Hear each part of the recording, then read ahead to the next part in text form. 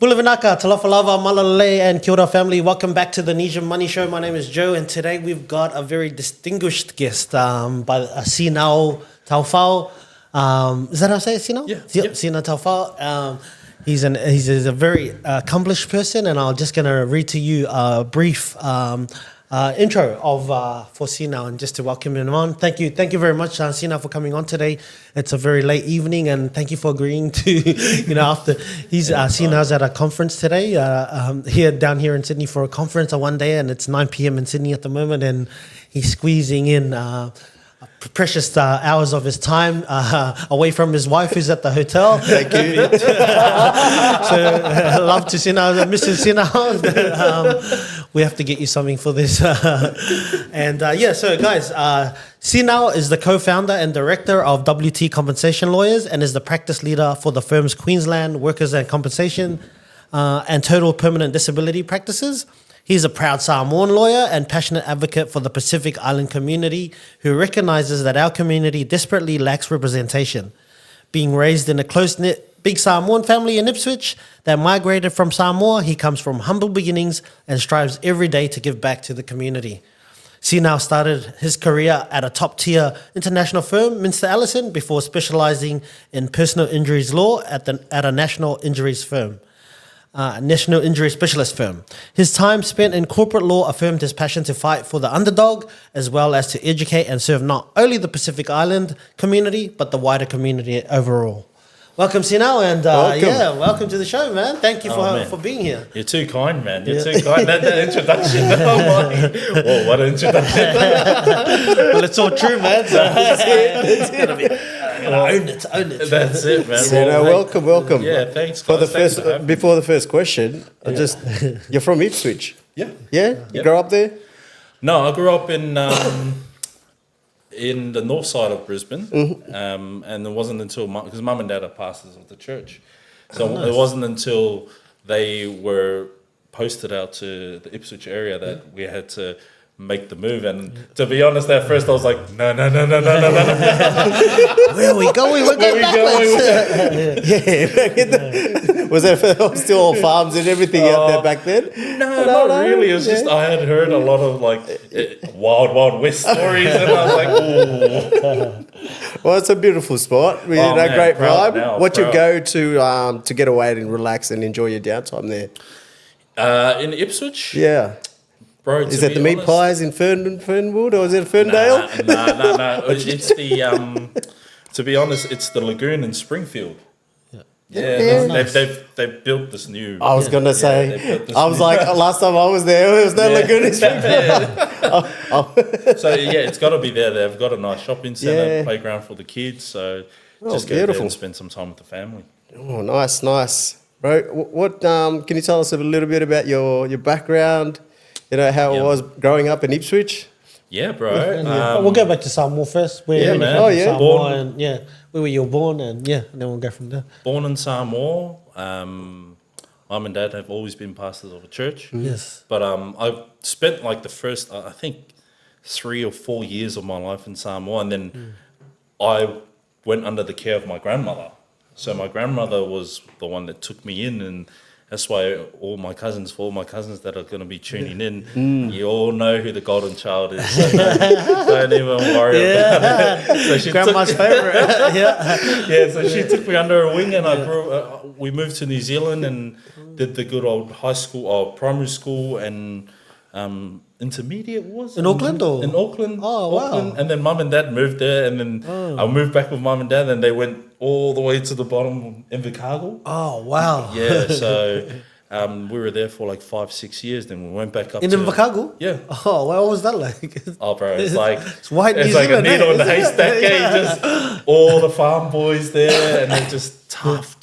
Farm boys. But it was a really good spot, man. I wouldn't have regretted. I don't regret growing up there because it was good for footy. It was good for. Any islanders in Invercargill? There were a few, not that many. Because coming from Auckland, South Auckland, which was capital. Island capital. Was it Mangere? Otara. Otara. Oh wow. Yeah. Right in So- the heart of it. Yeah, so we were right in the heart of it. Yeah. From there, moving to like country town, and there was just like 3 or 4 families at the time. What's going on? So after that, we moved back up to Auckland, and then we weren't there for long, and then we made the move over to Brizzy, Oh wow. and we've been up in Brizzy since 2006. Did my high schooling there, Yeah. graduated, went to uni, did a business degree, then I came back and did a law and commerce degree, and then after that I went into law, chose law to kind of Yeah. specialise in. Yeah. So with Samoa, did you like while you were growing up? Did you go back to Samoa much as a kid? Yeah, because mum and dad was still in Samoa, so when grandma took me, She was in New Zealand. She was in New Zealand. Oh. She took me to New Zealand. Oh, okay. So like every holiday we'd come back to Samoa, and I'd spend my time there, and I'd not look forward to going back because I know my dad was one of those strict dads. Like, you're coming home, son. You can get away with your grandma. Get away with everything with grandma. Especially with grandma there. She was always by my side, and he's like, this is why he's like this, because you're always there. Well, so your 7 brothers, were they all in Samoa? Or, sorry, there's 7 of you. 6 Yeah. 6 more brothers. 7. Yeah. So you're the youngest, No, I am the third oldest. the third oldest. Yeah, third oldest. How'd you get so lucky to end up with your grandma? You know when you pick The golden child. When you pick the golden one. it's when you're in the garden and you see there's like all these roses. Some are a bit shriveled, some are tall, some are too short, and then you're like that one. Yeah. Yeah, man. Oh wow. So big family, big family. What are so we're all the brothers here, or are they? So I've got my oldest brother. He works out in the mines in like rural New South Wales, Cobar. Oh, okay. Yep. Yeah, so he's been there for a while. Yeah.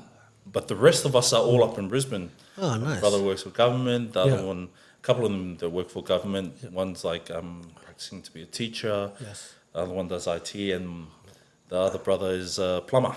Yeah. Oh, Yeah. beautiful. So pretty good, man. So your parents, are they still running the church, or are Yeah. they still? Oh, wow. Yeah, man. Yeah. Where's the Yeah. church at? Ipswich. Ipswich. Yeah, Oh, Dinmore. okay. So we've just, literally this week Yeah. we made our last payment on our church property. So Wow. Oh. Congratulations. paid man. off. Well done. nice. Man. And it's Oh, like, Congratulations. yeah. It's Awesome. like everyone's like, whoo, and that's like, where's the next property? Calm down, Dad. Calm down. There's 7 of us. When did you guys move to Ipswich? So we moved there around 2012. Yeah. Yeah. So When the after- floods was on. Yeah, man. Just after the floods. Yeah. We moved there, and it was everyone. That's all everyone was talking about. Are Yeah, you sure yeah. you want to move there with Yeah. the floods? You know, like didn't you see the water was nearly up on the It highway? was, it was. Yeah, nice. How big is the congregation? We're probably at like 30. Yeah, okay. Yeah, not big, but Yeah. Ah, nice. Yeah. just Beautiful, a man. small one. Yeah, cozy. Yeah. So, all the brothers there? Yeah, you know they are. It's like no choice. Yeah, good. That's the way to do it. Yeah. Yeah. That's it, man. With the family, yeah. Yeah, man. Like, and that's it, man. Like, Yeah. we've kind of just grown used to just being in each other's company. Yeah. Yeah. So it's awesome. Oh, beautiful. What was your upbringing like, and how was your family influenced your journey? Oh, bro, I love this question, eh? Yeah. Love this question because it's like kind of just takes me back in the day. Upbringing was really tough. Like I don't come from any money. Yeah. Like pastors of a church, mum and dad are pastors of a church. They're pretty much just spreading the good word, and whatever we could do is what we could do. Which is why mum and dad sent me with my grandma. Yeah. Because obviously they wanted a better future for me. So my auntie and uncle were staying in Auckland at the time. They took in like 4 of us boys. Wow. So while mum and dad were at home with the younger boys, the older 4 were with my auntie and uncle. Yeah. And like they raised us from when we were young. And from that, it wasn't, so that was like primary school to intermediate, but it wasn't until we moved to Australia that I was like, yeah, this is tough, because we moved to Australia with just the clothes on our backs, Yeah. a couple of bags, but my uncle had kind of given us his house there to stay in, which was awesome, and always thankful for that, because if we didn't move to Australia, I do not think I'd be a lawyer. Yeah. Honestly, I do not think I'd be a lawyer. Yeah. So that move was probably one of the biggest blessings. Yes. But back then, like, because we moved with nothing, like, far, just watching mum and dad go hard, like sacrifice, like how we spoke in the car, that sacrifice, So dad would, like, he was courier driver, and mum was doing cleaning for, like, at night for, like, different companies and stuff. But they'd always take some of us, and in the holidays, I'd go with my dad and we'd go do the courier. And it was like just seeing the hard work that goes behind that stuff.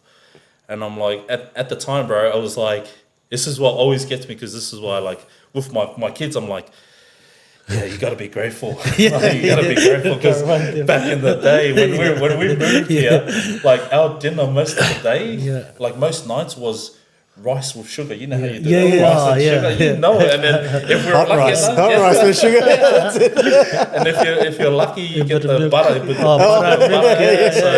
That was us for so long, man. But mum and dad worked their asses off. To get us to. They bought a house after like two years. They were able to buy a house, and I was like, this is crazy. So yeah, after that, bro, even then we were struggling. But we used to do like things like, I think a lot of people hear me always say it, and they always hear me say, like my family sold chocolate boxes and stuff. And so we would do like telephone books, telephone books, newspapers, chocolate selling. Nice. It was the good old. I'm selling for my Sunday school, but really it wasn't. You gotta hustle somehow. It's all about the hustle, man. Was that dad driven or was it mum driven? To be honest, it was both driven. Both of them, they both driven. Because the program would be, you go to school, you come home, quickly have something to eat, change your clothes. Here's your box of chocolates. We get in the car, we're going. Let's go. And, so we go sell chocolates like nearly every day. And like for us, it was like going to school was actually a luxury. Like, you had to come back and sell, do the door knock. To do the door knock, or do the phone book or the newspaper. But it always changed. It was always something that was kind of like, and at the time we were like complaining. But then now we're older, we're like realizing, we had a roof over our head the whole time. We had like clothes. We didn't have a lot, but we had, But all those skills and the skills, to have that have built up over the years, and that you don't really probably unconsciously not knowing.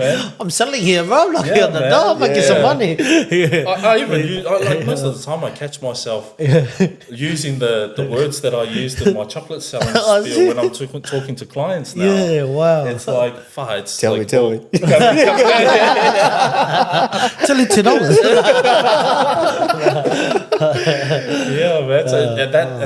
Man, that really built up our confidence, man. Because we even had family, like my uncle and auntie who raised us in New Zealand. They came over after, and they came over with their big tribe. They had a massive family, but they came over and they were like, my mum and dad were like, "Oh, look, there's chocolate selling, there's this," and the kids were like. See, that's one thing I like about our community. We're so family oriented. Like we're so powerful with family. Right. But when it comes to financial, it's just maybe and like legal stuff. It's just now putting that same drive and love and energy into this side of like that with the. It's hard to get out of that mentality. It's hard to put it into a professional setting because no one has done it. No, not that many people are doing it. If they. We'll always follow where a lot of, like, I was talking to the barber today and he was like, there are only a lot of Arabs in Sydney because that's where they all are. Yes. That's why there are none in Brisbane. Yeah. And it's similar. It resonated with me because I'm like, well, Islanders will only do what the majority of Islanders are doing. Yes. It's so hard for one person or just two or a couple of people to try and do something different and get the whole flock to come over here. Yes. because they just don't understand, the How it benefit works, or how it works. Yeah. And that's where the power of education comes through. Yeah. And it's like the likes of like having people who are now in that position, who now have that knowledge to kind of impart that to our people. Yeah, in a way they can relate to, In a way that they can relate to. And just man. by seeing someone that looks like you doing it is even man. just confidence alone, So I feel like... That's when they see me, it's funny because when clients see me and they're like, what's rugby team? I'm like, yeah. That stereotype, like, that stereotype. What's your English name? Kevin. Oh man, it's like, whoa, what the heck? Because when everyone sees my full name, they're like, fuck, do you have like an easier name? But when that was like when I was working at the old law firm, when all the Balangis would see my name, they'd be like, oh, see. But then like you see an island, then they'd be like, you pronounce it straight away. Yeah. And I'm like, see, there's a massive difference in being able to relate to. That's right. Oh, just name. I don't even. Just the name is alone. That's right. In the setting. Yeah, bro. In the law, legal setting. Because you can sound Aussie on the phone. As soon as you put your name out there. Like this guy, Russell Australian. If I didn't see him and I'm hearing him on the mate, which part are you from? From here and there. No, that's sweet, man. Where'd you go to school, and how did that shape your career path? I went to school up in, like I said, when we moved over, we were up in the north side of Brisbane. Yep. I went to school at a public school called Bray Park State High School. When we rocked up, or when we started there were only one other or two other Islander families there. So it was just majority Palangi. And my parents are like, we like this. They're like, I think this is it. I think this is where we need to. This is the perfect place. What is it? Because we all get together as brothers and run amok everywhere. Because as soon as more Islanders started coming, it was like, I'm going to a birthday. Didn't that person have a birthday last week? But the schooling was really good because I had a really good group of friends who kind of. Is that where you went to school with your business partner, Jono? No, so we met at uni. It wasn't until grade 11 that I started taking it seriously because I realised in grade 10 that rugby's not my talent. Which is often our default, right? For our community, our default is sport. I'm gonna make it a sport. Oh man! I tried so hard, and I was like, I just want to be on TV. But my hair's gonna just catch the ball. I'm sick of going to games and coming back and just seeing my dad do these things. Oh God! But look, it's better. Look, Dad. But shout out to your parents, man, and to all your family members. Your grandma, your aunties. Man. Takes a village to raise a child. Bro, it takes a village to raise a child. So that was my journey coming up through uni, man. They were there throughout that whole time. So I was not the first in my immediate family to go to uni. My cousin was the first in our extended family to go to uni. Wow. And she later went on to be Miss Samoa. Oh wow. So it was for me, it was really good, man. Humbling for me, right? To have that family environment because that played a massive part, man. Selling chocolates to pay for my tuition because I wasn't an Australian citizen. I didn't realise until my second year of uni that I was eligible to be an Aussie citizen because I came before I visited with my grandma. Yes. Before the cutoff? Before that cutoff, that 2000 cutoff. Wow, you made it in there. I was one of those, and we were here for a year, and literally. That might be paying all these uni fees for nothing. When they realised, they were like, "Go get your citizenship." And my brothers are like, "Oh, thank you." What made you start looking into that? It was actually my cousin. She was like, you're eligible for citizenship, and I was like, surely not. And my mum and dad are like, really? And they're like, And she had read up on it. Yeah, okay. That if you were here before that 2000, cut off, 2000, Yeah. whether you were here on layover or just here have for, to yeah, and your travel really? records would say it, right? yeah, Like your when travel you do records would say it. And Oh, I didn't know. I had no idea. Yeah. apply straight for citizenship. Yeah, there you go. Yeah, and so I was like, oh, I'm done. Nice.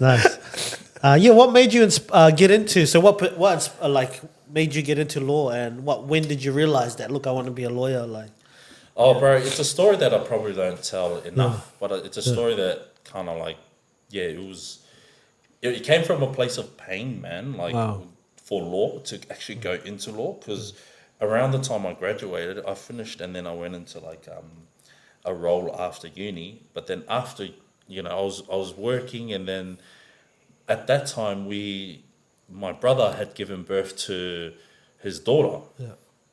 And so there was like this massive family thing, the mother was a palangi, and he was trying to gain access to see his child, but he wasn't able to. Yeah. And it can't, bro, I just saw like the strongest vision in my mind was just seeing my parents just on a table with my brother, but just my mum just crying, her eyes are just like saying like, oh, I want to, I wish I could see my granddaughter. And like she's with us now, like she stays with us now, and everything's all good now. But that was I was sitting there thinking, far out, how can I stop that situation from ever happening again? Man, that's touching, bro. Bro, so I was like, oh, fuck. And mum and dad were like, oh man, like we wish we could do something, like so helpless. Yeah. And so they started to go looking for lawyers, and they were like, oh, it's too expensive. The bills are too expensive. Lawyer fees are too expensive. And I was like, far out. I wish that we could stop this from happening, like I wish we could get around this. And then light bulb moment, I was like, I want to go do law. Beautiful. Yeah. Oh, God's good, man. Yeah, man. So I went straight away, and I applied for uni again, and I got into Bachelor of Laws. I didn't even realize that there was another bachelor attached to it until I went in, and they were like, I was like, 3 years law, and they were like, no, 5 years double degree. And I'm like, Commerce and LLB, yeah? So Commerce and and LLB. So, and then when I told mum and dad, I was like, fuck, this is a stitch up. They got law and commerce, and, instead of saying, drop out of commerce, and they were like, oh, that's good. I'm like, oh, are you serious? So that's if you do law, you automatically you got to do a commerce degree, and then law is added onto it. Because you know how in Queensland you apply for different unis. Yes. But I had applied for, all I saw was Bachelor of Laws, LLB, but I didn't see the bracket Bachelor of Commerce as well. Okay. So when I got in, and I just pushed on that one, I was like, I accept that offer. Yeah. And so when I got it, I was like, But to be honest, I don't regret it. Like it's come useful now that you're running a law firm. And you don't realize at the time when you're studying, right? That like that's the other thing. A lot of like the uni say you don't learn anything at school and this, but I think there's still value in education. There's still a lot of value. Like especially like when I'm talking about uni and stuff, especially for you and your profession, the stuff you learn from there, you're not going to be able to pick it up on YouTube unless you actually go through it, So, because there's a lot of this, there's a lot of fluff on YouTube and stuff about don't waste your time going to school. I don't know. I tend to disagree with that. Like, knowledge is power, man. Knowledge is power, and like kind of like. If you're not thrown in, sometimes for us Islanders, if we're not thrown into that environment where we're forced to learn, which is a lot of the time, you end up just, not learning. You end up just, going to be just normal and just working hard and for the rest of your life. But, we're Islanders, man. We're built for more, man. Yes, definitely. Bigger things, man. So that's my take on. Every time I see that, you didn't need to learn that at school. You didn't need to go to, and I'm like, for me, I did. Yeah, If that's I wasn't, right. I agree. I'd be trying to kick around a rugby ball with a bad knee and still trying to do it to this day. Yeah. So it's good. What steps did you take, bro, to start your own law, like WT? Like you were before you did that, you worked for a few different. Yeah. So you work how many years at the law? When you got out of uni, what happened? So before I even got out of uni, I was in my last year. Yeah. And then I get a call from Jono, and he had his mentor at the time. It was just a blessing, because his mentor at the time had hung around so many Islanders. Oh. Like he grew up with Islanders, and his mentor was like, Jono, do you know any Pacific Islanders who are studying law? And Jono just goes, oh, it just so happens I do know one.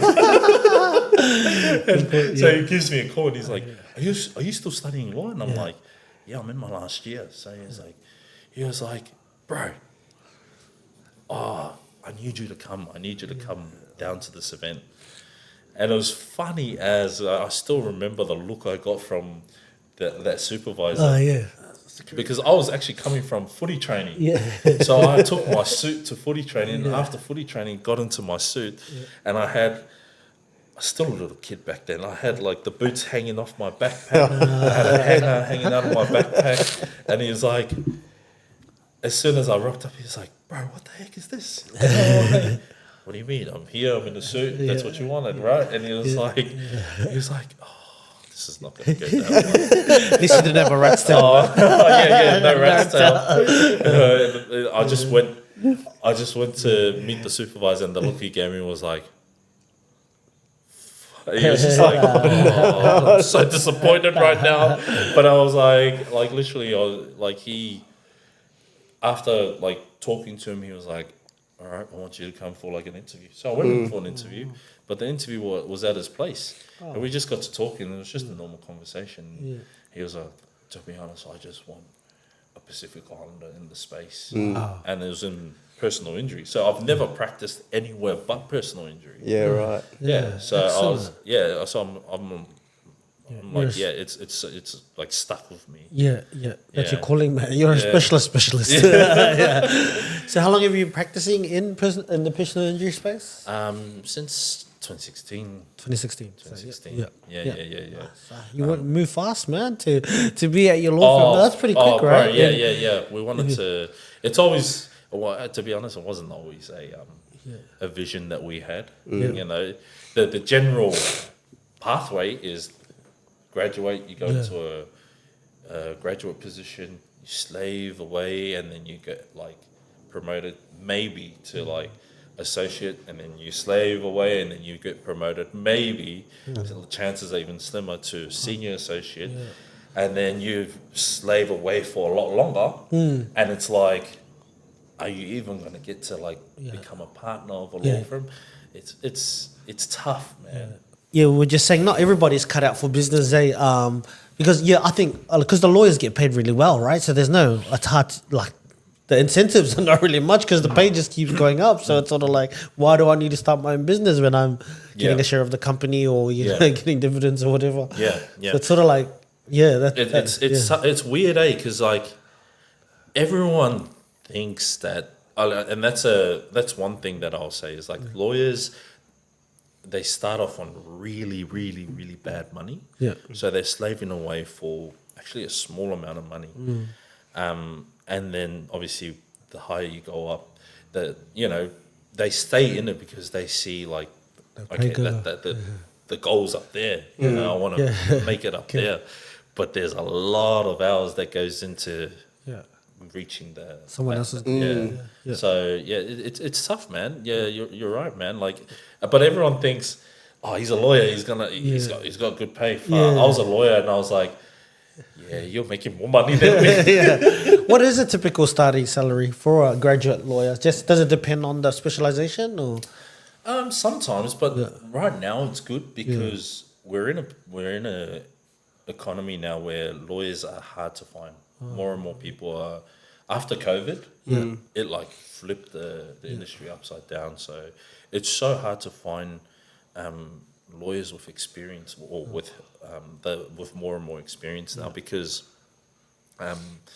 everyone after COVID started going to do their own thing. You know, they're now entrepreneurs doing their own thing, but now the value of a lawyer is a lot higher.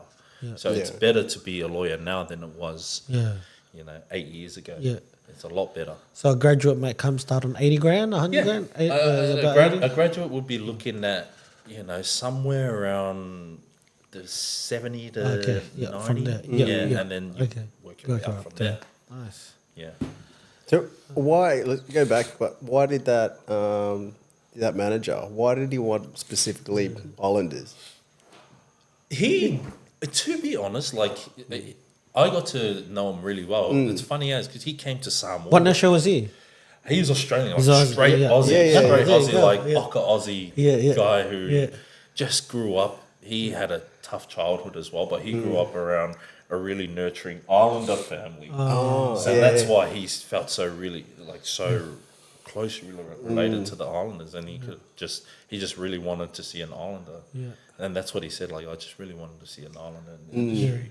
Wow, you just happened to be the guy. I just happened to ask Jono, and he knew someone because no one else knew anyone. Yeah. How about that? About diversity, you got a Chinese guy, a Samoan guy, and an Australian. And you all have that like can connect. That connection. So he's Jono. He's not Samoan, is he? He's Chinese. He's Chinese, bro. He's Chinese.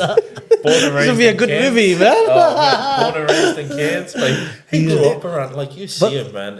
If he came second generation.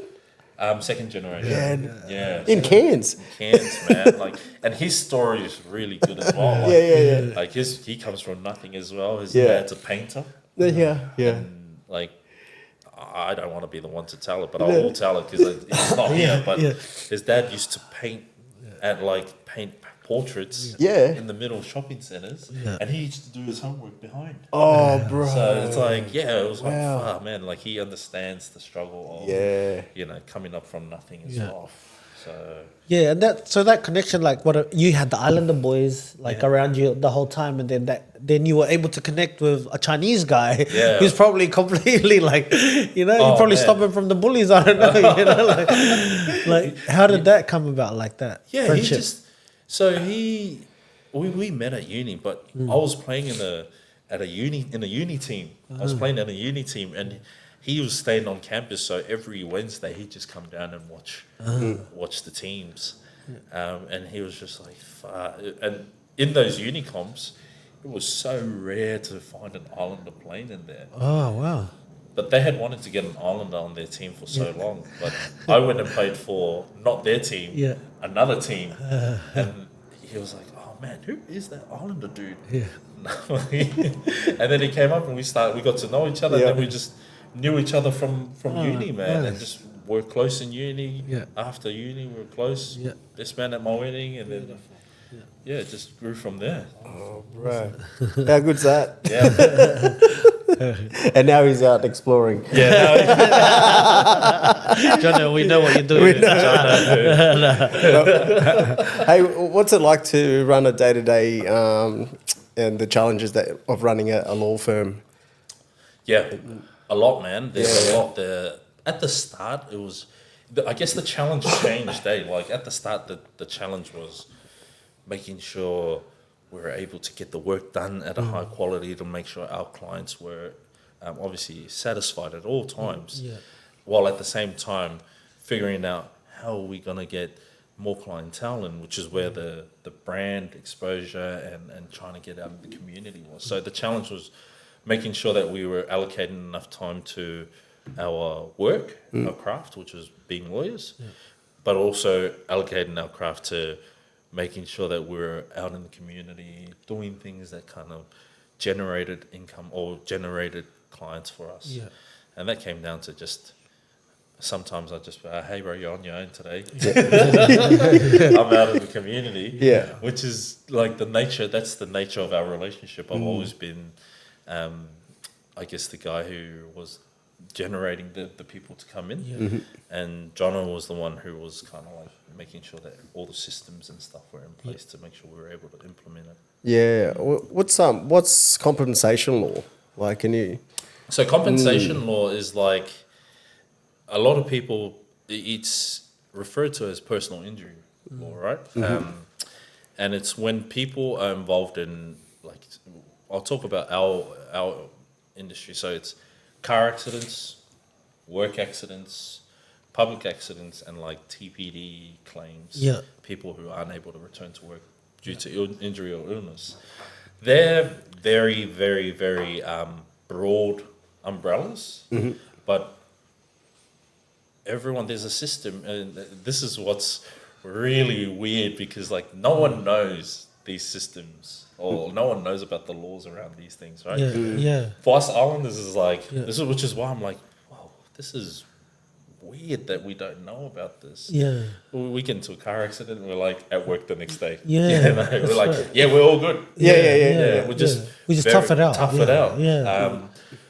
But I always use Jono's ethnicity, the Chinese. Man, they get injured, it's like boom, straight away.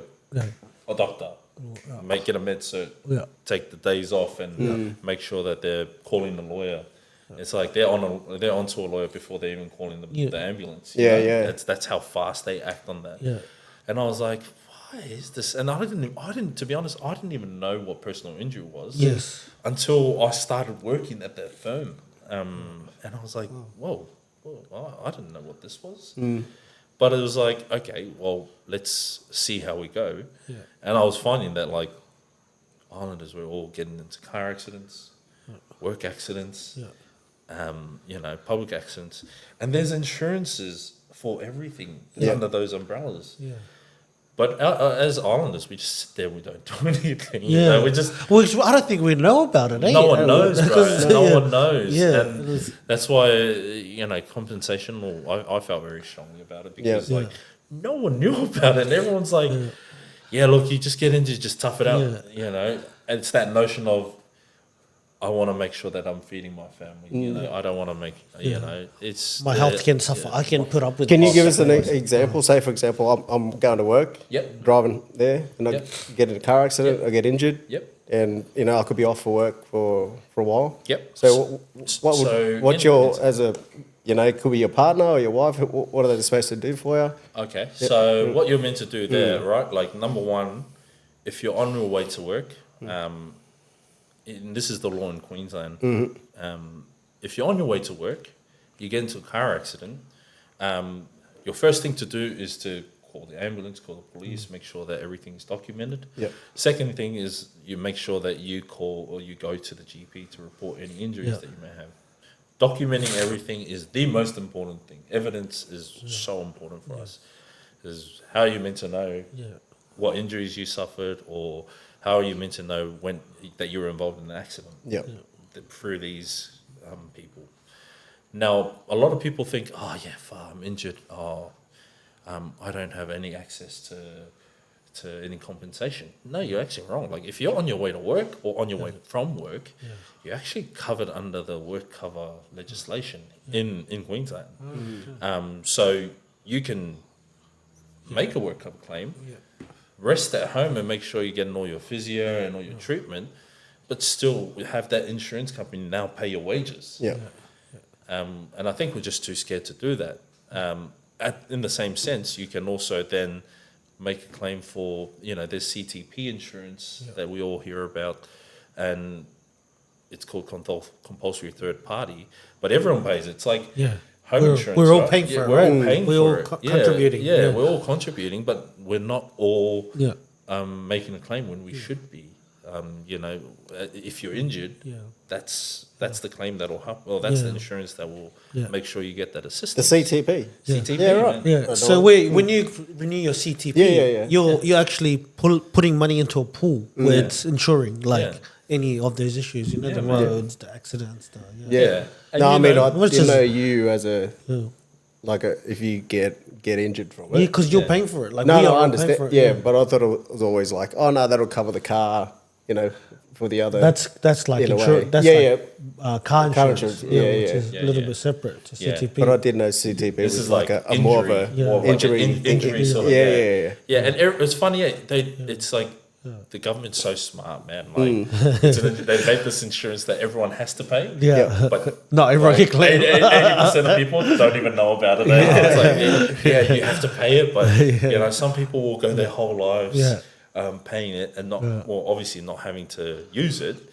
But even if they had the right to use it, not knowing that they had that right. You know, I think there's a lot of the bad from insurance. I didn't even know. I was like, that's the thing, bro. Got to go read up on this. I'll come to your website and read up on this. WT Capital. Because one of the important things you said earlier, my accountant used to always say it's an evidence-based society, right? So evidence is really important. So documenting, I think that's a key point. Where we're not we're a bit casual, you know. We're like one of the most casual people, so naturally it's transferring to our habits of documenting. Oh, man, you know? And I remember my very first client was like, when he came through, he was like, I was saying, did you go to the doctor? Did you go to? And he was like, no, remember I told this guy and I told this guy, and I was like, how long has it been since the accident? And he was like, 3 months. And I was like, have you been to the doctor? He's like, no, I've just been, doing the usual massage at home, the islander massages. And I'll tell you now, like, for all of you guys who think that will be able to get you over the line, it won't get you over the line. It's good, man. Like, it's good because it's like now people are starting to turn their mind to it. Just getting the message out was the hardest thing. What type of clients do you serve? Only Pacific Islanders. Oh, nice. That's why we went out, market, bro. That's why we went out because, like, for us, for me, man, I told my business partner, I was like, this is when we were at the old law firm. I'm like, fuck, man, how people are just getting ripped to shreds here. Like they're not getting what they're rightfully entitled to. And I just saw there was a lot of red tape for me. With working with my people. And that's not something that I wanted, because I wanted to, as islanders, you want to help anyone and everyone. In what way? What do you mean red tape? Say, for example, you bring in a client, right? You bring in a client, sometimes it won't stay with you, it goes to someone else. And it's like, well, I've got the cultural, I understand the cultural nuance. I also understand how I can also relate to them. They can relate to me. Yes. So it just really frustrated me. So because they moved them on in law firms. Why do they do that? I wonder. It's to spread the case, like, because a lawyer might be coming in and say I have like 30 files or something, and I get more. They're like, we want to build their file load up. But it's very hard to do. It's very hard to let go of these people when you know that you have such an interest in their well-being, their welfare, and how and the success of their matter. So the difficult thing for me was sitting back and watching someone else, run it and not run it the way that they wanted it, the client wanted it, or you wanted it to run, because sometimes a lawyer might not understand. He has to go to work to provide for his family. He's the single breadwinner for his family. He's the only one working. And some people just don't understand, and then just like trying to like jam this message down this our people's and it's hard because with the communication as well. And it's not the Australians' fault. It's not the other. They're just a different culture. It's not their fault. It's just they can't communicate it in a way that they will grasp and be able to. My family. It's they're not going to be able to eat if I don't go through this claim. But I've seen it in finance, the language being used. It's not delivered correctly, so that it's. And what I find is like when I was often the fire extinguisher, because if something wrong was to happen there, they'd be like, and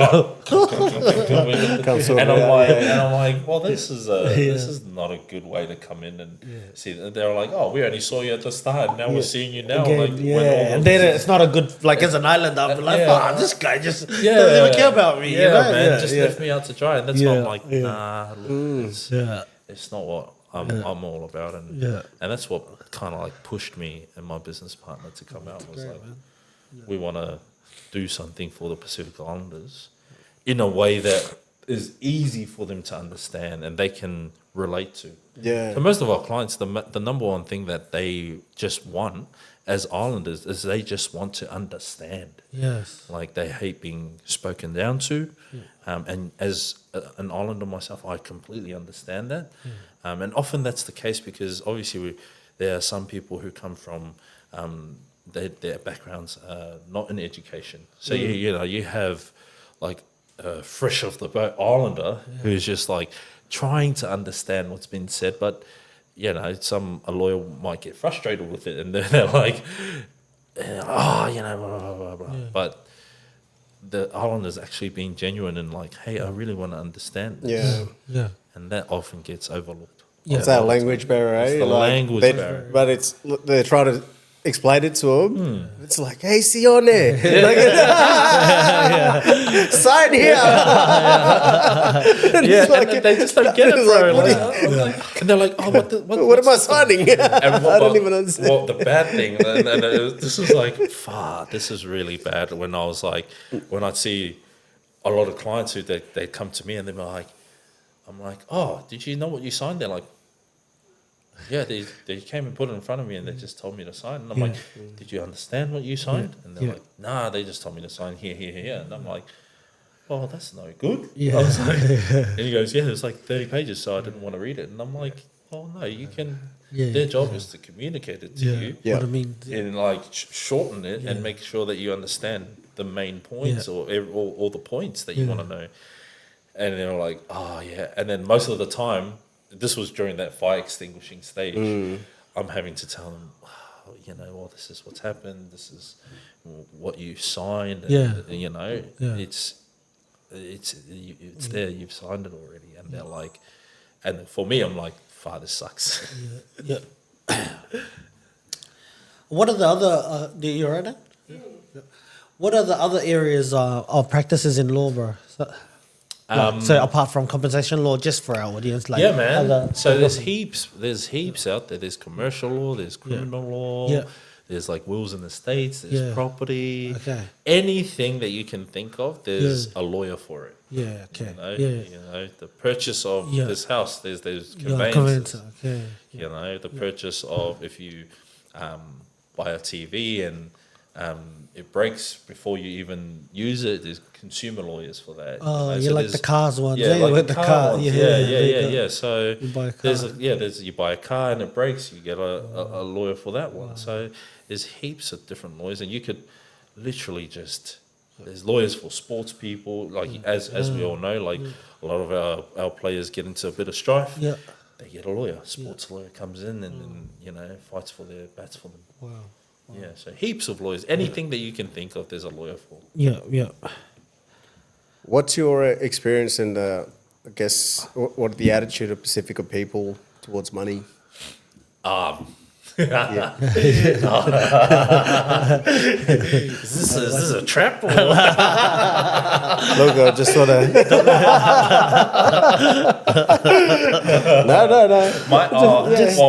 No. I guess if we're slow to even like trying to claim for something, when they don't realise, look, you need to do this for the money. Yeah. Oh man, I could go on for days about this. No, but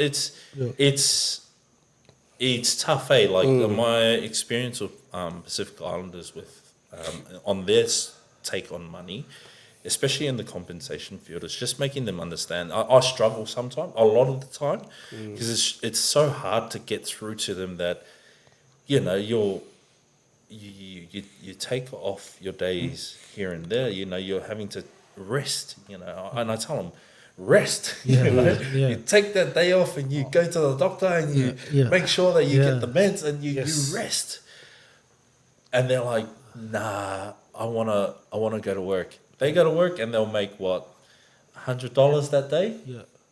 If they take that day off, man, like that day off is. I tell them, you suffer for a little bit. Like you suffer for a little bit, but you don't make that 100. A couple of times, maybe once or twice a month for like 10 months. Yeah. But what that means for your compensation is just like boom, like it explodes. Yeah. The meaning that, you know, and that's the message that I'm trying to get across. What do you mean by explodes? Because the more evidence, the more days you take off while you're injured. Yep. It's great evidence for us to say that, okay, if in this nine months that we're running this claim, I'll give you 2 examples. If in this 9 months while we're running the claim, you only take 2 days off work, as a lawyer, I can only work off 2 days off work. There's nothing wrong with work, you, yeah. But you're battling through this pain for the $100 because you're trying to feed your family, and you're not really, like paying attention to your injury, which the claim will later be able to compensate for. And that's what the claim is for. Any loss of income. Yeah. And I always say, hey, look. Sometimes they don't believe me, but I'm like, hey, look, this is to claim from now to the date that you retire. So you think if you're taking off a day every month, if you multiply that by the time you retire, that's years and years and years. Man, that's massive. So I always go, there's 2 examples. There's Sione, who takes 2 days off in 9 months. You know, what's he going to get? Limited. Yeah. Very, very. The insurance company is just going to be like, well, he's not injured. That means like we look at it like we're very short-sighted about money. Yeah, about money. Short-term plan. We don't plan ahead. But that's the island way, right? That's the island way. That immediate gratification. Gratification. That immediate. I'm going to get this pay next week. Yeah. But it's funny because then at the end of the process, when they're hearing the figures that we're throwing around, even if they're not taking even if they've taken a few days off, they're like, oh man, the amount of times I've heard the side that I should have had more days off. I should have had more days off. You know, I should have listened to you. And I'm like, well, that's what I'm trying to get. That's the message I'm trying to drive. It's like, look, this whole process is to make sure that you are compensated for any time off you take in the future. So if you're genuinely injured and you need the time off, now is the time to be doing it. Because the benefit you get in taking that time off is massive going into the future. You know, it's massive, man. And, you know, this is not to kind of like, you know, force our people to go make these claims. It's if you have an injury. If you have a genuine injury, this is what you have an injury. The thing is, number one is you have rights, you have your entitlements, but these are not. Like, you're not talking like, you're going to get $1,000. And that's a good thing about Australia, right? The system exists in place for us to be able to utilize, but we've got to understand what the systems are, you know, to use. It's got to protect both parties, you know. Yeah, they're protecting everyone. Like, look at, they've got good hospitals, good roads, good cars, you know, like everything, like, because of these systems exist. Now we need to utilize them, you know. So we need to utilize it. It's just about getting the education right, making sure that they're aware of this so they can make that decision too. Maybe what I also think with that, like, for example, someone's hurt themselves, you know, just my thinking of and seeing all the boys that have sort of gone through that while working with them, I think it's more of like also a loyalty thing to the person who's hired them. So I'm like, I've injured myself. And even to the boys, I go, I feel like I'm letting them down. I need to get up off the lounge, go to work, or even to the boss. He's given me this opportunity.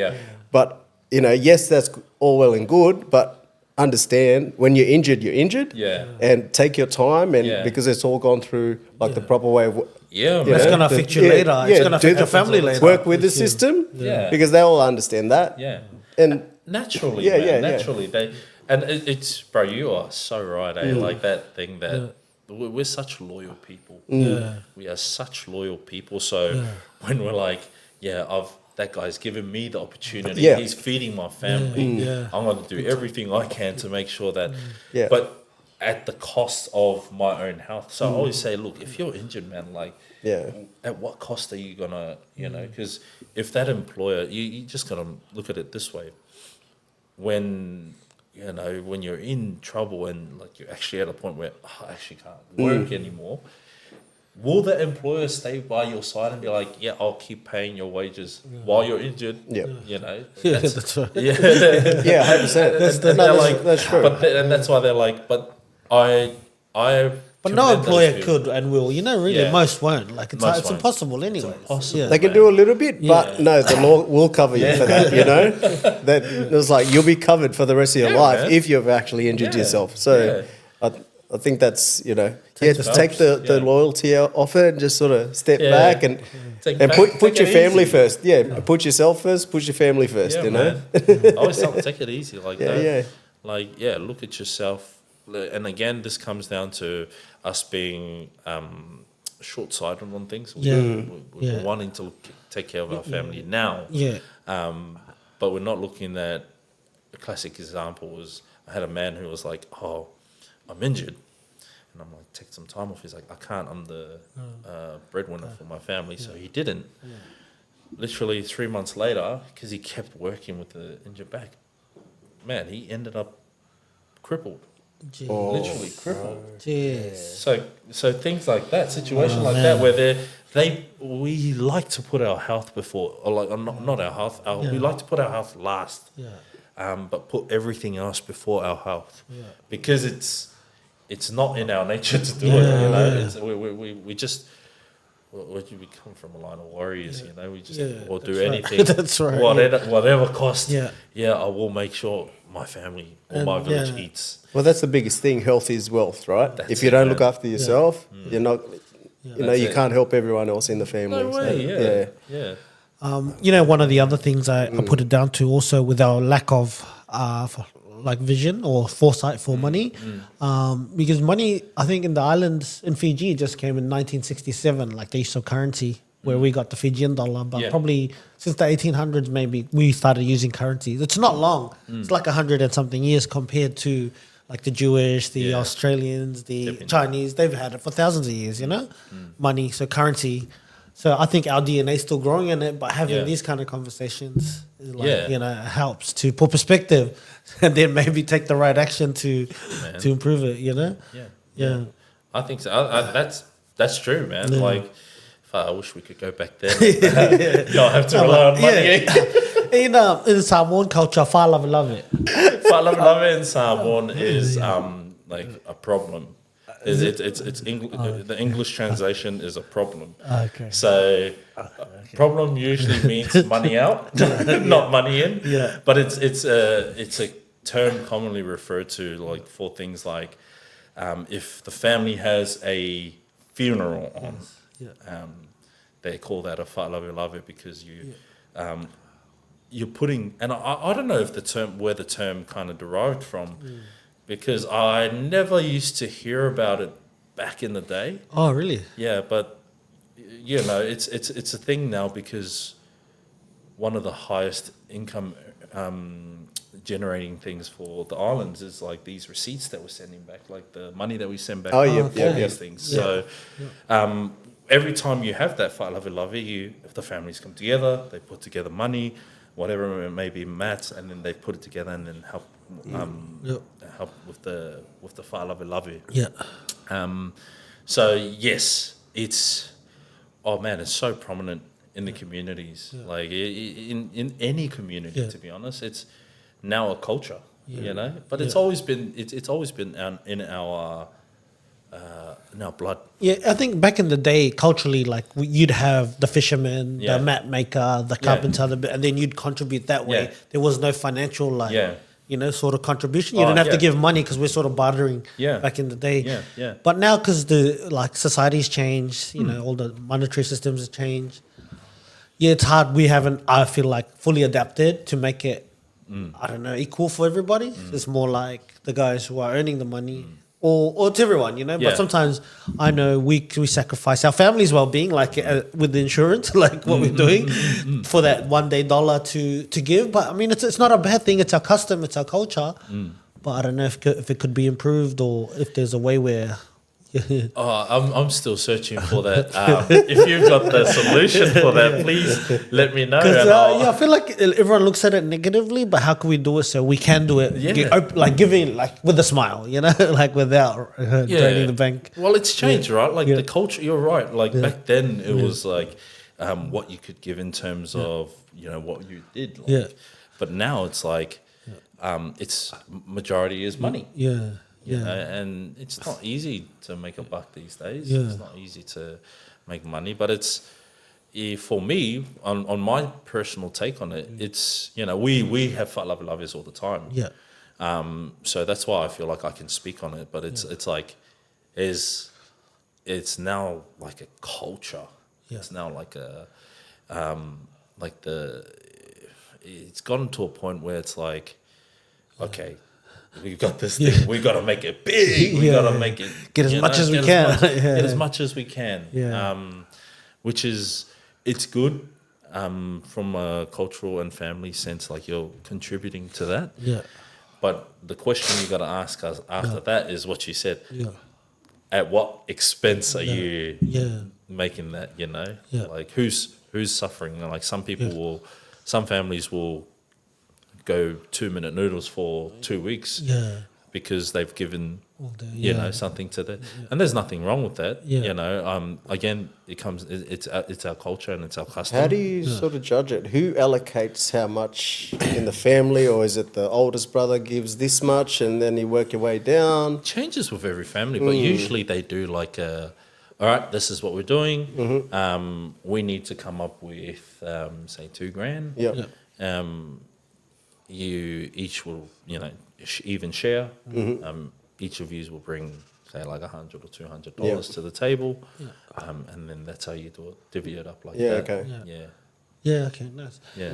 And the same concept with whalawalavai, like when I try to compare it to our Western system or how we could use it to benefit us. It's like 50 of us put in like $1,000 each and we put a deposit on the land. Man, that'd be so good. Or something like that, 20 of us put $100,000 each and we buy like a building, like whalawalavai for property. On that note, the Chinese do that. Yeah, Lebanese. And the Lebanese and the Indians. You see it. Man, I know heaps of them who come over as big families and say, for example, one brother, they all chip in and they buy a house for one brother. Yes. They will all put everything in, as much as that in to pay that loan off. Then they move on to the next brother, one, yes. and then they'll do the same there, Yes. and they do the next one, and then they'll do the same there, and That's then the way, and that's like, Yeah. I'm like, fuck, this is such a good system. Well, that's what I always think. That's just whalawalavai, but this way. Man. I guess that'd be driven from like a dad figure going, you're all doing this because, if no one sort of respects respects anyone, if it's not being led by someone, then it's, it could go either way. It could go one or two ways. Next question, bro. How do Pacificas typically view the legal profession, or like, how do it's good now. And I still think there's that stigma that, especially with lawyers, man. The stigma of lawyers are good liars. You get that. I get that a lot. I say it sometimes. Depending on which lawyer, not WT Capital. Depends on which lawyer. WT Capital. Trust. I'm laughing because it's like as soon as I went into the industry, they're like, the lawyer, he's really good with his words. And I'm like, can't win. I'm like, I'm just started studying, and they're already giving me that. But it's like the culture now, like our people are just like, as soon as you're in that field, it's like, you're a good liar. So that's the stigma that's stuck. But now it's about changing it. Now we're just building on making sure it's your reputation that is clean. Making sure that you do good work and you're very transparent with everything. Because there will always be that talk. There will always be people who will say, but that's because you see it on. You see it on Suits, and you see it on like these TVs, on these Western, these Western, what's been portrayed on TV and stuff. So, and lawyers are generally expensive, man. It's not like a thing, but it's people. That's the trust thing, right? Because of maybe communication and also reputation and doing the right thing, I guess. Yeah. And what are some key legal issues where our community could benefit from with better habits and or understanding? A key legal issue that we could benefit from, I would say, I always bring it back to this. Reporting evidence. Yeah, I think Evidence is key, man. Like, we are not an evidence-based culture. yeah. It's funny because we have protocols and trusts. We've got our own protocols, and we were very good with our own protocols. But hard copy evidence, not oral. Like we've been passing it down. Obviously, we've been passing it down. Yeah, we've been passing it down orally, and we might add a bit of salt. Chinese whisper. By the time it gets to this person, it's like completely different message. So that evidence, it's that evidence, bro. Like, 100%, I agree. Making sure you document everything, man, because it's so important. But it's a habit that we need to do, man. Like, especially the best clients that I've seen come through my legal profession are those clients that they come to me and they've already got everything written down, and you can tell straight away this guy's switched on. Like, he's done all the steps before he's even come to me, and I can trust that if I tell him something, he's gonna take it, use it, and make the most out of it. Whereas you get someone who's like, I haven't been to the doctor yet, and he's just like, I'll get to that. Man, they are so difficult to manage. To get a better outcome from, like to get a better result for them. It's for them that you're trying to get the result for. So I understand what you say. Do you think it's also like just going, with what you said, like the instant gratification, but how long does it take for someone to get that claim through? Generally, just a nice easy one. Time frame wise it's about, I always say, about 10 to 14 months. A lot of our claims settle a lot quicker because our people are like, I want to finish it early. So they don't get the full benefit of taking it the whole way, because obviously if you take it the whole way, there are certain processes that you got to do to get to the whole thing. But a lot of people will go 6 months and be like, I'm done, I'm that's it for me. And then I'm forced to go to the insurance company and just say, hey, look, client doesn't want to do it. He just wants to finish early. Is there anything that you can offer? And they'll just lowball. They'll just throw really low offers. This is the other thing. Somebody said last week, we had Sinaumea Taufao restaurant. He said when he met his Vietnamese wife, he all of a sudden knew that 20 grand was nothing. 20 grand wasn't big money. For us, for him, it's always been like 10 grand, 5 is huge money. But when he met his wife, it was like, 100 grand is like nothing. If we lose 100 grand, we lose it, So it's sort of just that. The mindset. Perspective, to money. Because for us, we were called, $5 was heaps. So it's sort of like. It's upgrading our perspective. On money, because, and it's with working as well. Like, we're like, oh man, like, $25 an hour that's really good rate.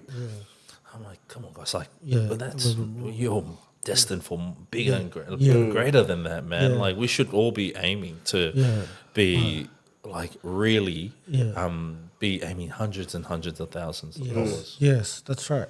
That's the aim. So in regards to wills, having a will and not leaving a bill. How important is that for everyone, especially in our community? It's not something we think about. And plus, we think we're going to live. Because we got Fa Lava Lava, that's our insurance policy. That's our funeral insurance, is Fa Lava Lava. Somebody said to me, one of our guests, Luis, says like, Fa Lava Lava is a funeral insurance.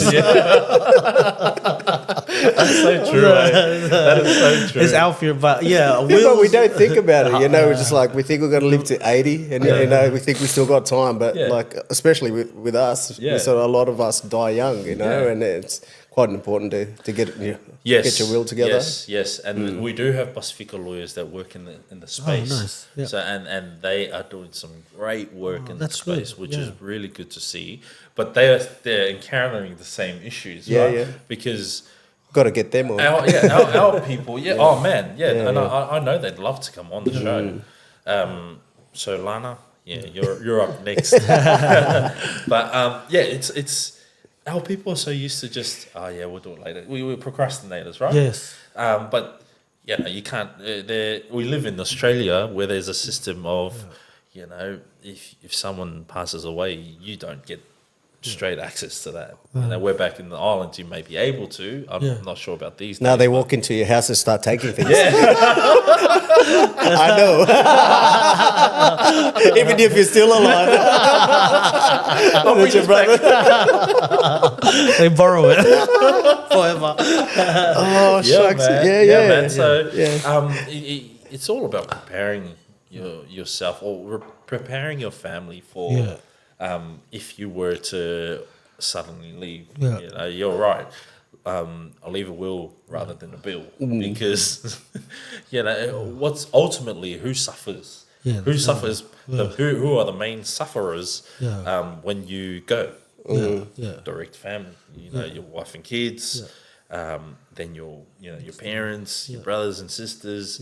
They suffer. So they you know, you want to make sure that you set yourself up or you set them up for success. Yes. And succession planning is so undermined. Not a lot of people are looking at it. Not a lot of, Especially, I feel like there's a lot of Pacific Islanders with assets and stuff that we just don't know about. But maybe this area, maybe speaking to them, you know, man. like those guys with you who have property. What happens to the property if they don't have a will? What does it? Does it go through something called rebate or probate. Probate. Yeah. So it goes through probate. Depending on if you got a will or not. Yeah. I'm not on wills in the States lawyer, and I'm just kind of just like. It's the I remember rough. I did a workshop with one of Betta, who was a wills in the States lawyer, and she said like, if you don't have a will at the end of the process, or if your house was under your name, or you know you didn't have it under yourself and your wife's name, and this is not just on the loan. This is like you know the title. Yeah. If the title of the house is not under yours and your wife's name, there's a long process that you go through to get that back. Yeah. Wow. And it gets Because then you need more lawyers and it costs more money. And you'd rather just have a will, pay just for that will and have that all set out and planned for you. Yeah. So that way, when everything finishes or your time is done, your family can just refer to the will. All right, this is how it's going to be done. This is how it's going to be split. Yeah, nice. When you're saying that, if it's not in your name or your partner's name, there's who then, if you don't have a will, I think from my understanding, it goes to the state. The state comes in and starts. They distribute it if you don't. They'll sell it off and distribute if you don't have, like, if there's no proof. Even if you're living in the house, like, I mean, Yeah, so there's a process that you go through. There's a certain process that you go through, which is, it's sad, right? Like you have to, you know, even if like, for example, my wife, if her name's not on the title, she has to go through a process. And, you know, that's long winding, and on top of the grief that they're the grief, feeling, you know, you don't want to put that pressure on them. You know, and that's one. But that's exactly how the compensation system's around. The Yeah. same system. We got like a fair distribution system for assets, right? And for ownership, and it's a protection. It's really protecting us, really, because some people can come in and then. Absolutely. And then make claim to it, which is like these are the kind of things I guess we just don't get our mind around because we've never been didn't talk about it. We're not exposed to it. So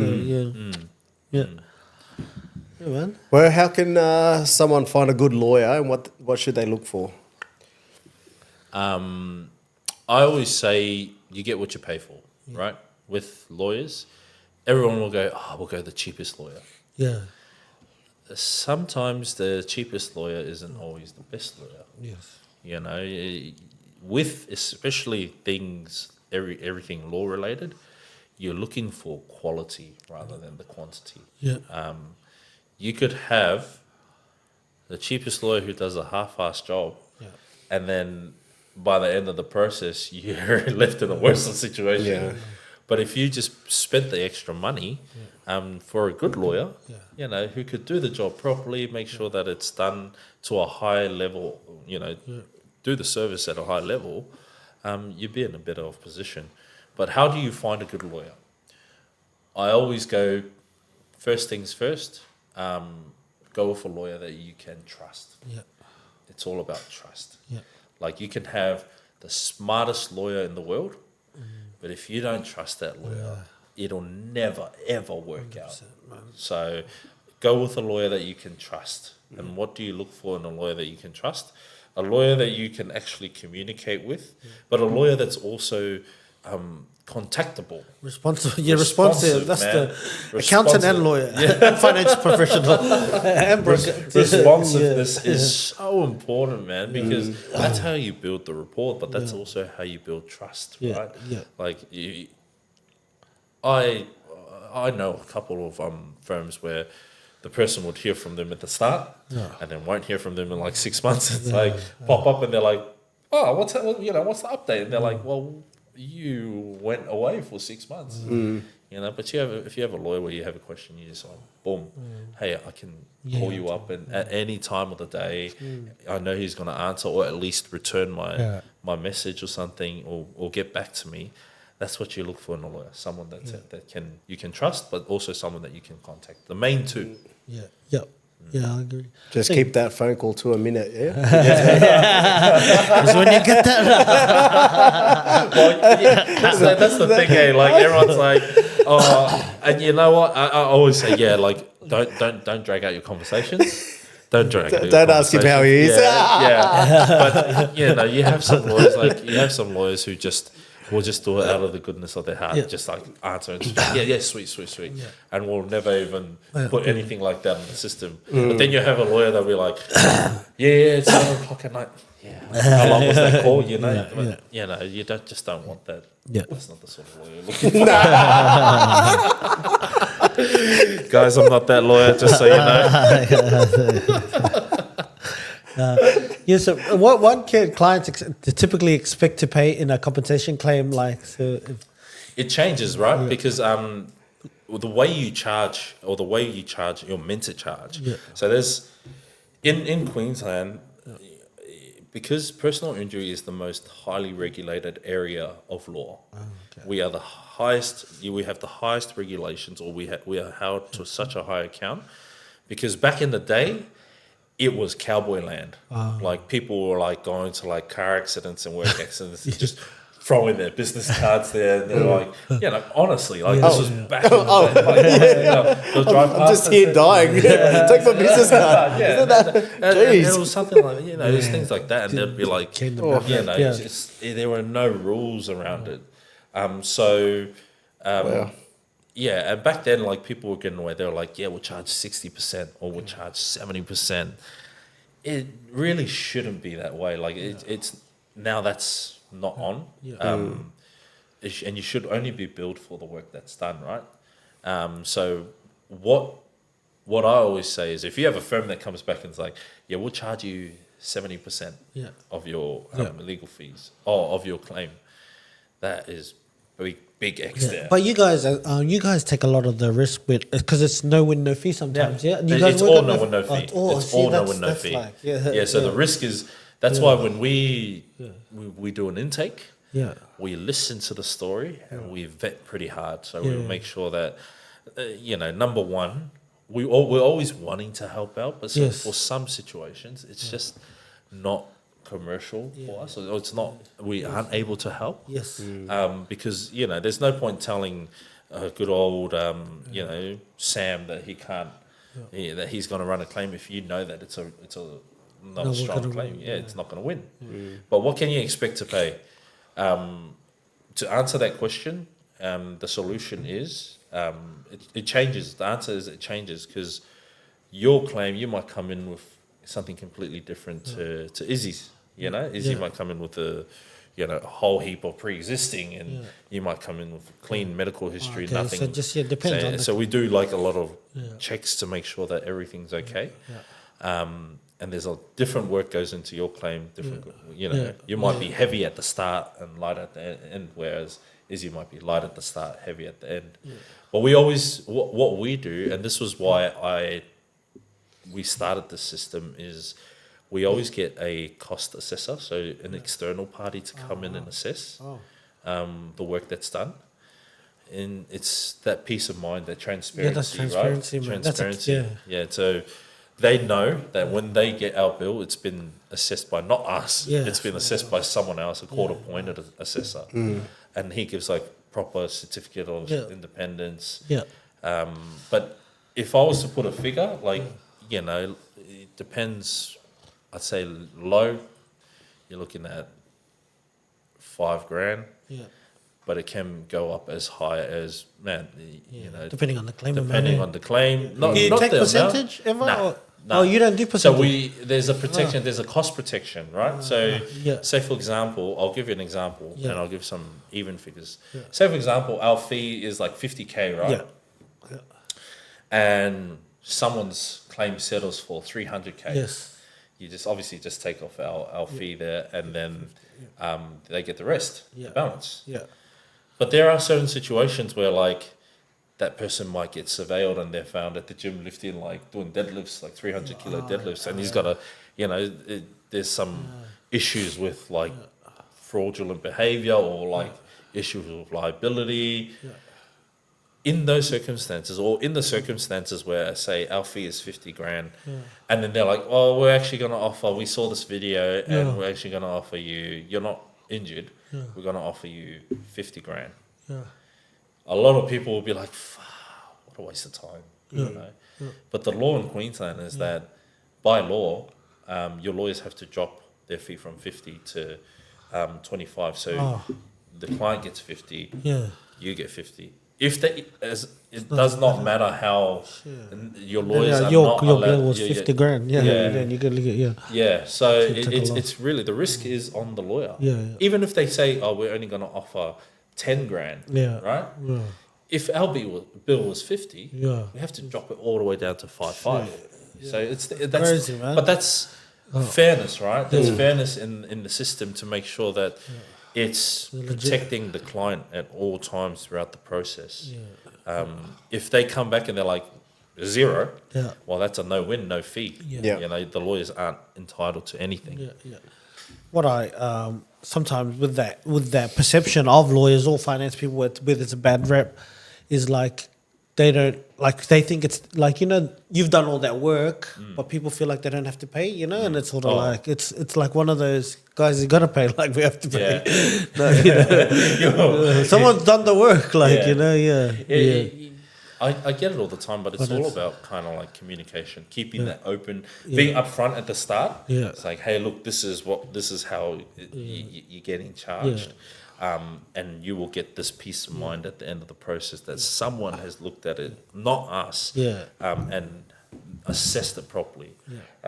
That way they're like, oh yeah, all good. And when like 90% of, like, I'd say 95% of the time, they're all good. But you know, I'm not gonna sugarcoat it and say everyone's happy. You know, you get some people who aren't happy. And that's you know, the nature of the beast. You know, you'll get those people, and they'll be like, oh, you know. But I'm not someone who's just gonna sit there and just be like, nah, that's our build. That's I always want to hear them out. Communicate. Okay, well, we'll help you out in this regard, and just try and negotiate with them as well to make sure that they feel heard. Because that's why we started up this firm, was to make sure that our people felt heard, and they had someone that was really batting for them.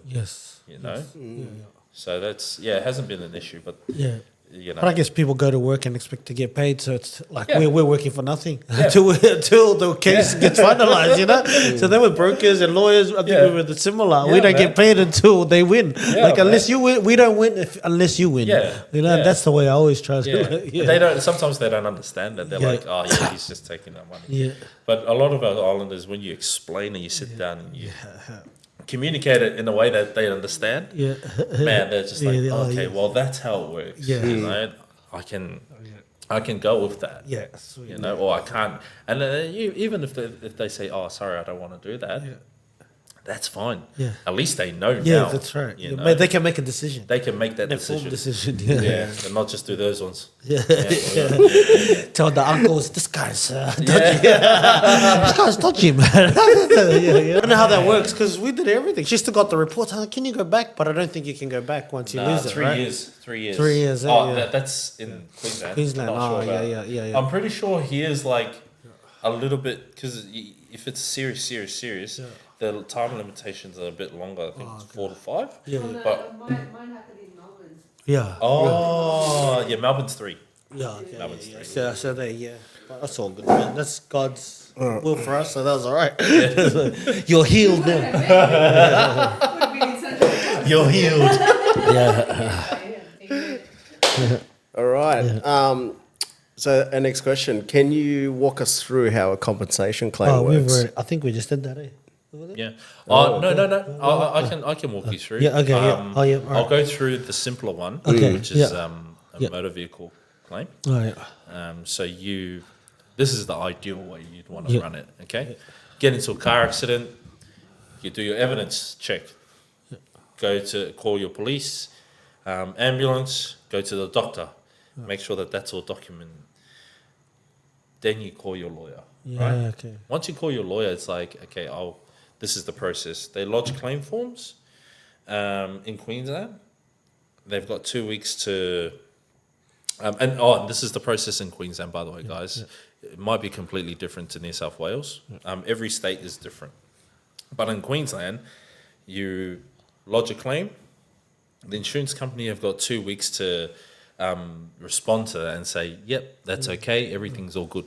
Now, one of the main benefits in these claims is you get to, the insurance company will pay for your rehabilitation, and that's the main thing that I think is important for our people, that they get the rehab. Yeah. Because, you get into a car accident, you might throw your back out. You're not thinking of, you're not thinking of money, you're not thinking of anything else but your back. Yeah. So the process is that's the process. They'll be like, yeah, sweet, we'll start funding your rehab. We'll send you to a physio. If your GP thinks it's reasonable for you to go there, the insurance company will pay for it. Yeah. And you'll go for the reason why it takes so long is because you have to allow passage of time for yourself to get better.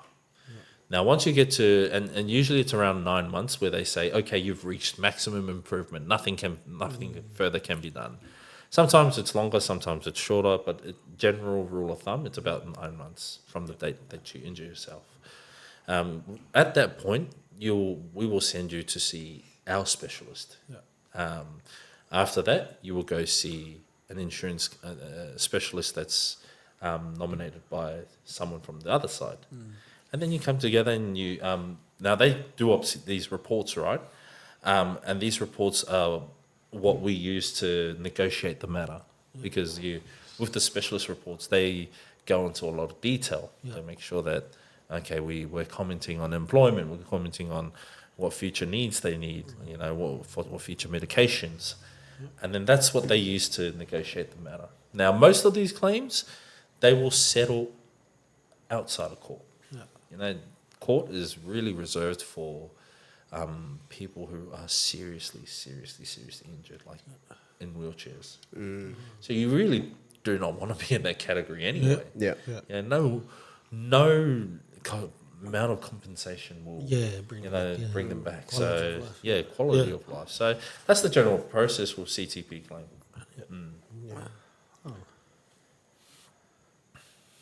What are some of the areas of law that people might not know about and but should be aware of?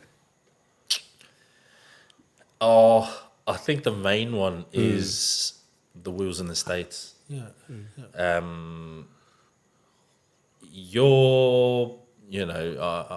had my parents when they went and they bought a will from the post office. I started with one of those initially, $20. How do you know that? I started because I bought one around there. Oh man! When I saw it, I was like, "What are you doing, Mum? What are you doing, Dad?" And I was like, "No." Is this when you're already? No, this was before, and I was like, while they I were was thinking studying. about it then, so good on your parents, man. And they were thinking, and they were like, they're like, we bought this, and because they heard from someone else, it's word of mouth. Everything's word of mouth. If someone else is doing it, another one will follow. Yeah. So they heard it, and then I saw them come in with it, and they were like filming it, and I'm like, come on, guys, you should get a lawyer. And they're like, no, this is fine, $20, and I'm like, this is not it doesn't good. cover This everything. is not good. And then I think I'm pretty. To be honest, I do not know if they saw. I know they were talking to a Wills in the States lawyer, but yeah, they said after speaking to them, they're like, oh, there's really a lot that goes into it, and I'm like, yeah, no, those lawyers don't go to uni just for you know their work to be put on a $20 you know it doesn't work like that. And then they're like, and I was like, so you get what you pay for. So Lana, she was the one that kind of mentioned that as well. We'll have to get her details later. And but if you don't have one, just start with the post office one. Good practice, and then upgrade. Upgrade. So obviously Lana's one of the other Pacific Islander professionals that you work in. Absolutely, absolutely. Is there many more? Yeah, so there are a lot. We have an association up in Queensland called the Pasifika Lawyers Association in Queensland. There is a New South Wales one that you guys they've been undercover.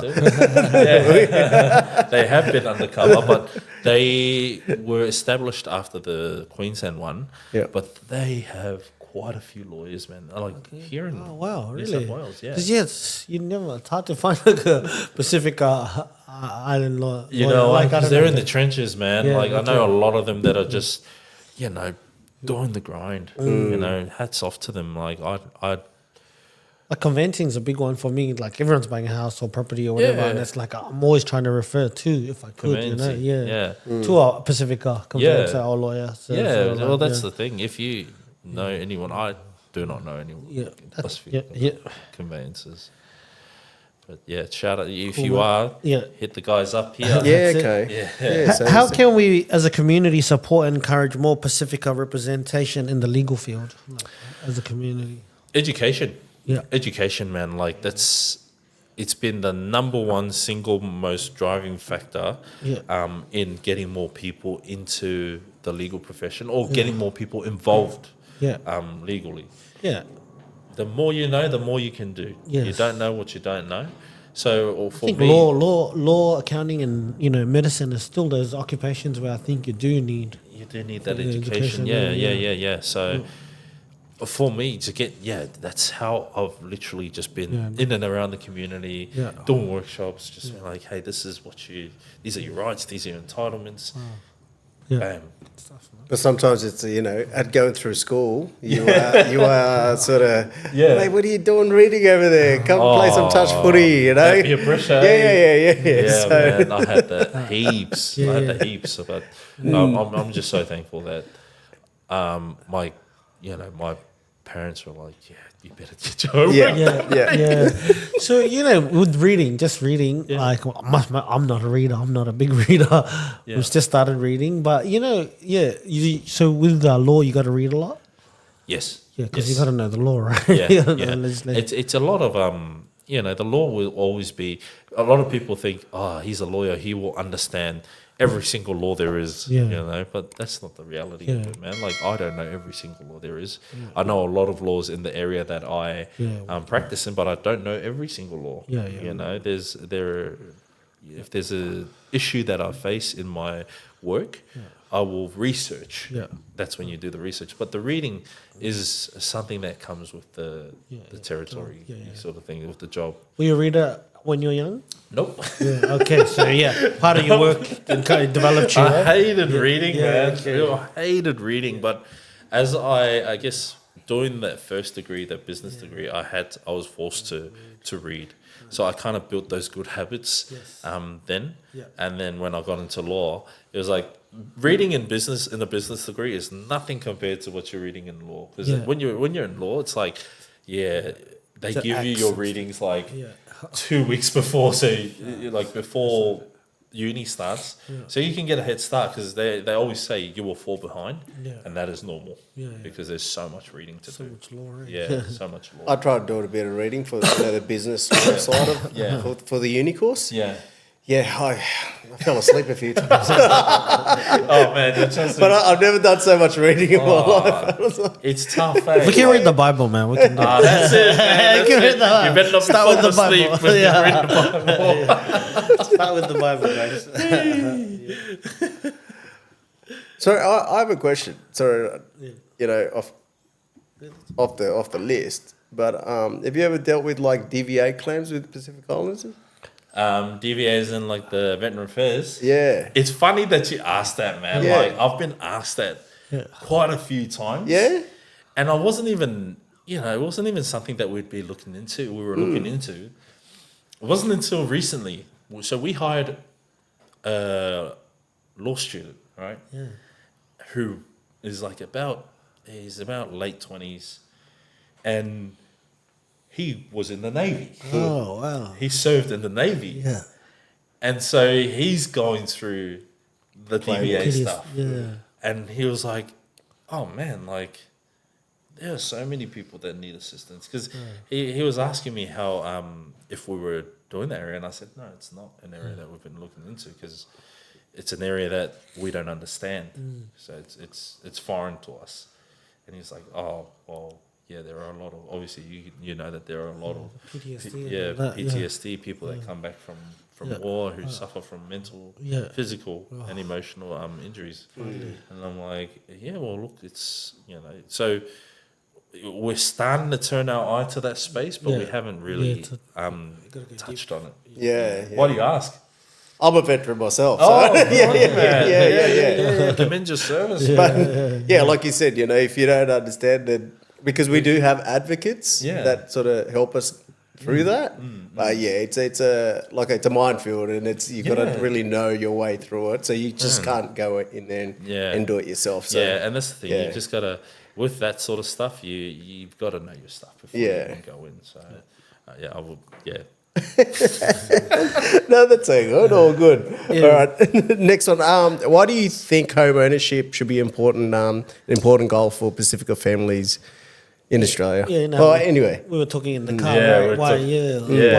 Why is home ownership so important? Man, home ownership is number one. It's it's the dream for islanders to own something in a country like Australia. It's a dream. But we're talking about it in the car. It's the stop. It's the stopper to stop islanders from expending their money. Because when you see it, when you get a large sum of money, obviously, and you don't buy anything, you just see it there, and then naturally, we're like, we give to this, or we buy a car, we do this. But having home ownership or owning a home, make sure it allows us to, number one, have an asset that grows in value. And number two, be proud of owning something in Australia. Yes. Something that I can call mine once it's paid off. Yeah, a legacy, right? Legacy. So that's, for home ownership, it's massive for me. Yeah. Like that's, like when we bought just before COVID. Yeah. And I was telling them, like, to be honest, that was a blessing. Yeah, awesome, man. Congratulations. Yeah, and I guess the stability it provides, right, for the family, for the children, knowing that this is your home. You don't have to pack up and leave. Yeah, man. You can build your school, like they can send them to school. They can be at school for 10, 15 years there, Yeah. You don't have to just pack up and go. Like, that's it, man. A lot of people think, being set down or being bogged down in the house is not okay. Yeah. For islanders, it's different, man. We love that. We love that.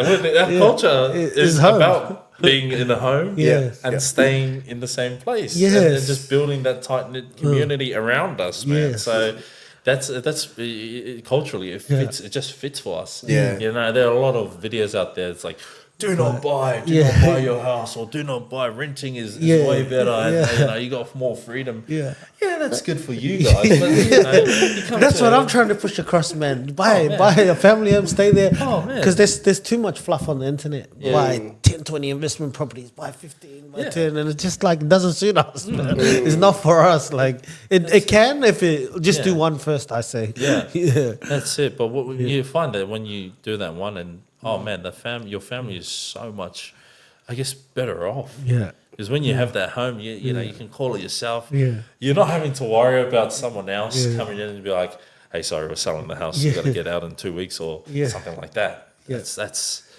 for us, we've already suffered enough culturally. History proves that we've struggled as well. Yeah. But for us to be able to call something our own is massive. And that's the other thing I think about our parents who made the sacrifices, right? Their vision for us was to own a home, was to have a foundation here, a strong foundation, Yeah. they've left a legacy for us and just the sacrifices they've made. Yeah. So then it's our turn It's our turn to leave our legacy. Yeah. And we use that to build to live out, obviously live out the dreams that they never had. Yeah.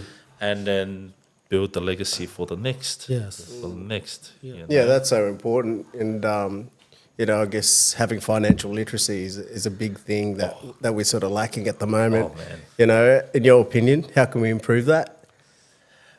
For me, man, is having more people like you guys. You know, this podcast or this show is a good vehicle for education, driving that information, because it takes a while, but once our people will start getting that information and using it, man, it's so powerful. Yeah, it is so powerful, man. So for me, the way we get it, the financial literacy, is having our elders they're too old now to understand, or they're they're at that time where they just want to relax. Yeah, now. it's up to us. But it's up to us as the next generation to bring us, elevate ourselves. Yep. So we can not only educate those guys, like our elders, but also just feed the next, the next generation coming through. Yeah. So when they come through, they're already boom. Yeah, home insurance normal for them, medical insurance is normal for them. You know, like it's just a normal. It's not like should I pay for this or not. It's just like they just expect it to be there. Yeah. Like, oh, Dad, have you got our insurance? Oh my God, you know, and compensation, they just know what to do. Of course, you know. Yeah. You know, it's like man. Yeah, just like, making it a norm. Like how we knew the rules when we moved over here as kids, eh? Hey, Dad, you can't hit me with a stick anymore. Like that. So everybody, we all know that law. We all know that one. So that law. Never worked out. Oh, good one. Go to the tree and pick me up one. Call the police. I dare you. Oh, man. You're a very, very busy man. Can you tell us some of the communities that you sit on? Okay, so I do a lot of stuff in the Samoan community. Yep. Obviously, naturally being Samoan, my involvement is very high. Mm-hmm. And I get a lot of that through, I guess, my church involvements. You know, through church, you network and you do community events, and then from there it just spreads, right? Yep. But I try to do as much as possible in the other communities, you know, Fijian, PNG, Cook Island, you know, whatever they have on, I try to attend as much as possible. Because I want to be known as that guy who was really generous with his time. A lot of people will go up and just be like, that's not for me. That's a waste of my time. You know, I could be doing better things. Yeah, you could be, but people will always remember you for.